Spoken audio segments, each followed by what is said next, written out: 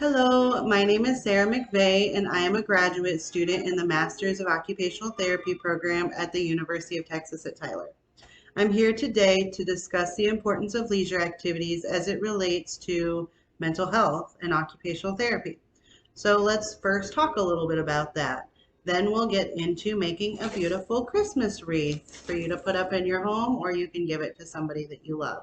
Um, so first, occupational therapy really got its start in arts and crafts. We've since kind of moved away from that a little bit.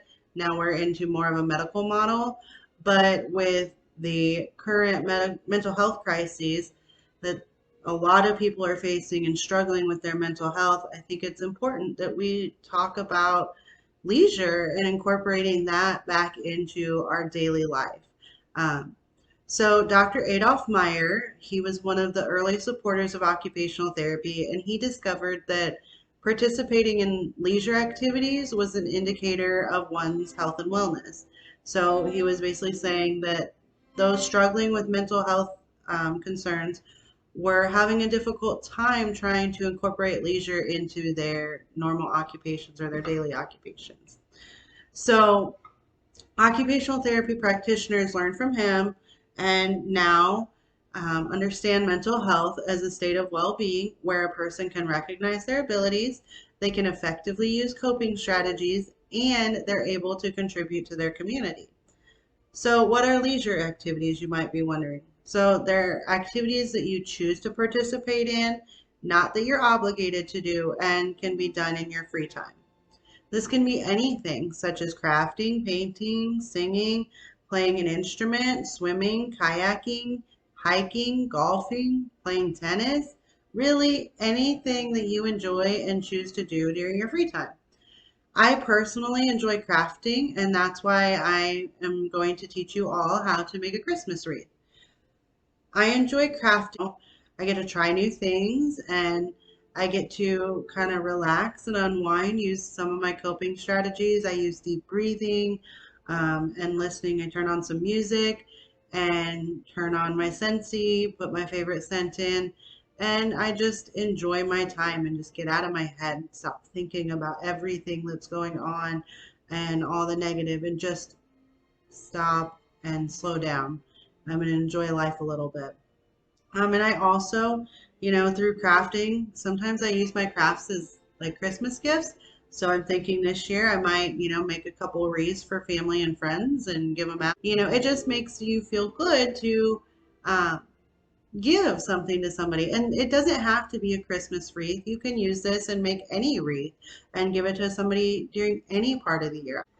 Okay, so I'm going to put all the supplies that you're going to need on the screen here in just a minute, and you can feel free to pause this video and go ahead and write those down or take a screenshot, whatever works for you.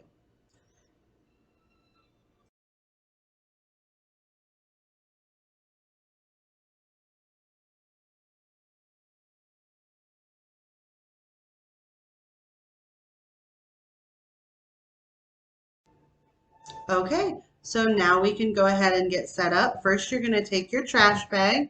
Especially, you're going to want this. I have a crafting table, but you're going to want something, especially if you have a nice table and you don't want to get a lot of glitter all over it, and you want your cleanup process to be nice, quick, and easy. Just grab a trash bag.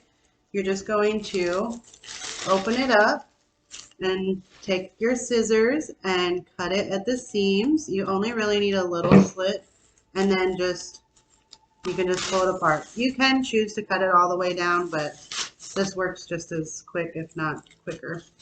Okay, you're going to do that on both seams. And you're just cutting a little slit just to get it started, and then pull it apart at the seams. Doesn't have to be perfect because this is just going in the trash at the end, okay? So don't stress about all that. Just relax and have a good time. That's what we're here for today. All right, so then you're going to spread that out on your table. Okay, so once you have that out, you're going to need your little paper weights or whatever you chose. So I have paper weights that say, "You are enough," and not sure if you can read that, but And good things take time. Those are my little just reminders that, hey, you are enough. You can do whatever you set your mind to, and you're worthy of it. And you're going to, and that good things take time. So it's just a little nice reminder for myself. You can also, if you don't have paperweights, you can use your pen or pencil holder and a stapler or really anything if you don't mind it getting a little bit glittery. The first thing you're going to do is you're going to take those scissors again and you are going to cut off the tag. You might be able to push it up and slip those scissors right underneath and make a couple little snips, and there you go. So you're going to go through and you're going to just cut off the tags. That's the first step. Get those tags off. Now that we have all those done, you're going to take your wire cutters, okay?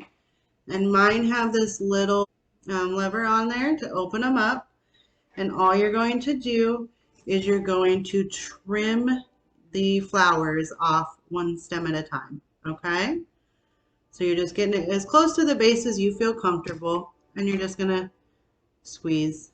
Now I like these spring-loaded ones because it allows me to do a couple at a time. And I've got some concerns with my hand, and if I do this, repetitive squeezing, my hands start to cramp and hurt. This is going to give you quite a bit, so you probably really only need, one of each type of flower. Depends on how much you really want to do. Okay, if you want to do a full one, you're going to need more. If you want to do a half one, you won't need as much. Again, we're just trimming and kind of cutting the flowers off the stem, just like I guess you do in your gardening if you garden and you're cutting the flowers off. Okay, so we're going to keep going with this. I'm going to trim these berries, and you can do a couple at a time if you wish, and then just kind of keep them organized as you go. That will help, especially if you want to place, and you want to do a certain pattern. So let's see, and you want to leave them kind of long because you want to make sure that your stem is long enough to where you can wrap it around, because that's how you're going to secure it to the wreath, okay? Then you are going to put your ribbon on, and I'm going to have you do it now because then it will kind of be hidden by the flowers later. So this one just has tape, and I just did a nice little mesh ribbon. You can see here I did gold on this one, and all we're doing is we're going to tie it around the wreath, okay? So first things first, you're going to need those scissors again. You're going to cut it to a length you want it. I'm going to cut this one a little bit longer than I did the last one, so maybe it can hang down a little bit further. And all I did here, this is pretty easy, is I put it underneath. I just brought it up and in half, and I'll bring this up here so you can see what my hands are doing. And I kind of bunch it up a little bit, wrap it around my 2 fingers, and then I put it back through. And all I'm doing is making a nice little knot. That should be strong enough to hold your wreath. Okay, just tighten it up. And you can feel free to leave the little string on the end because you may want to tie that in. Now you're going to take and start making your design. So I like to put in the big flowers first, and you'll see as you're working, you may have these green leaves that want to move up and down on you. If you want to put them into place, this is where your little tape comes in, okay? And all you have to do is peel off just a little strip, okay? And you're going to, let's see if you can see this. Wrap it just around, just kind of put it there, and then hold it in place, and you can just turn. We're really working on those hands today too with this activity.